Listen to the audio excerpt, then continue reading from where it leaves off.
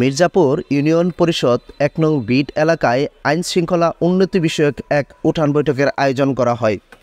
শনিবার ১৭ মে বিকেল ৫টার দিকে এসআই মিজানুর রহমানের সঞ্চালনায় প্রধান অতিথি হিসাবে উপস্থিত ছিলেন অফিসার্স ইনচার্জ জয়দেবপুর থানা জনাব আব্দুল হালিম। উক্ত অনুষ্ঠানে আরও উপস্থিত ছিলেন বীর মুক্তিযোদ্ধা জনাব আমিনুল হক, ২ নং ওয়ার্ড ইউপি সদস্য জনাব রাশেদুল ইসলাম রাশেদ মেম্বার, শ্রমিক দল সদর উপজেলা শাখার আনিসুর রহমান। মির্জাপুর ইউনিয়নের ডগরি এলাকায় মাদক ইফটিজিং বাল্যবিবাহী রোধে এই উঠান বৈঠক অনুষ্ঠিত হয়। এ সময় জয়দেবপুর থানার অফিসার ইনচার্জ আব্দুল হালিম বলেন, এলাকার আইন শৃঙ্খলা বাহিনীর লোকজনের চোখ ফাঁকি দিয়ে মাদক ব্যবসা করতেছে অনেক দিন যাবত। আমরাও একবার অভিযান দিয়েছি, স্বপনকে পাওয়া যায় না। স্বপনকে কিভাবে পাওয়া যায় এই জন্য আসলে আপনাদের কাছে আজকের উঠান বৈঠকে খোলামেলা আলোচনা করতে। আপনারা কতজন? ৯৯ জন না? ৯৯ জন যদি চান যে স্বপন এই এলাকায় থাকবে না, স্বপনের কি থাকা সম্ভব? তাই সম্ভব না হয় কৌশলগত কারণে আপনারা স্বপনকে প্রথমে বুঝান যে মাদক ছেড়ে অন্ধকার থেকে আলোতে আসো, সমাজে অন্য আরও ভালো ব্যবসা আছে, সেই ব্যবসা করো, এই কালো ব্যবসা ছেড়ে দেবো। স্বপন হয়তো এই কথাটা শুনবে না। যদি না শুনলে আপনারা এই স্বপনের সাথে উঠা বসা, বেচা কিনি, বিয়ে শাদী, কুলখানি, ঈদের জানাজা, হাট বাজার, সামাজিক বন্ধন সব কিছু বিচ্ছিন্ন করে দেন।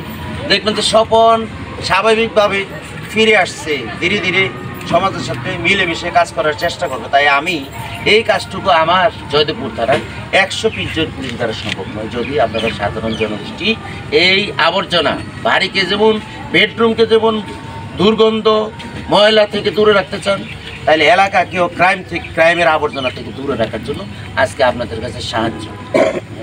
স্থানীয় জনসাধারণ পুলিশকে তথ্য দিবে, আর পুলিশ সেগুলো রিসাইক্লিং করে বিশেষ কৌশল অবলম্বন করে অপরাধ নির্মূল করবে, অপরাধীকে ধরবে, আইনের আওতায় আনবে, স্থানীয় জনসাধারণকে আইনের সেবা দিবে। আমরা আসছি এই জন্য খোলামেলা আপনাদের সাথে আলোচনা করতে। আসলে আপনারা এই কাজ ফেলে সব কিছু ফেলে আমার থানায় যাওয়াটা আপনাদের সমস্যা, যার জন্য আমি আসছি অপরাধ নির্মূলের জন্য। আপনাদের বাড়িতে ঘরে ঘরে দরজার সামনে করা নাড়ছি, আপনারা আছেন তো পুলিশের সাথে? সেই সারাকে দিয়ে আমরা কাজ করতে চাচ্ছি। আপনি আপনার ছেলে মেয়েদেরকে স্কুল কলেজ মাদ্রাসা শিক্ষা প্রতিষ্ঠানে দিচ্ছেন, ব্যস্ততার মাঝে হলো সপ্তাহে একটা দিন আপনি শিক্ষা প্রতিষ্ঠানে যান, শিক্ষা প্রতিষ্ঠানের প্রধানের সাথে কথা বলেন, ক্লাস টিচারের সাথে কথা বলেন যে আপনার ছেলেমেয়েরা ঠিকমতো ক্লাসে আসতেছে কিনা, পাঠদানে অংশগ্রহণ করছে। কারণ এই যুবকগুলি একসময় দেশের এই গাছের মধ্যে বড় বড় বৃক্ষ হয়ে দাঁড়াবে, দেশের বড় বড় পদে আসীন হবে, ব্যবসায়ী হবে, নানান পদে থাকবে। আর যারা পড়াশোনা করতে চাচ্ছে না, বেকার হচ্ছে, বর্তমান সরকার যুব উন্নয়ন খোলা রাখছে, সেখানে বিভিন্ন ট্রেডে কম্পিউটার, হাঁস মুরগি, গবাদি পশুপালন, নার্সারি, মৎস্য, ডেইরি নানান ধরনের ট্রেনিং দিচ্ছে। সেগুলোতে ট্রেনিং করে প্রশিক্ষিত করে তাদেরকে বিভিন্ন মাছের খামার, গরু খামার করে দেন। তাহলে এই যে ছেলে মেয়েগুলি আপনার এখন বেকার বোঝা হয়েছে, আগামী ট্রেনিং করার পর ১ বছরের মতো এগুলি সম্পদে পরিণত করবে।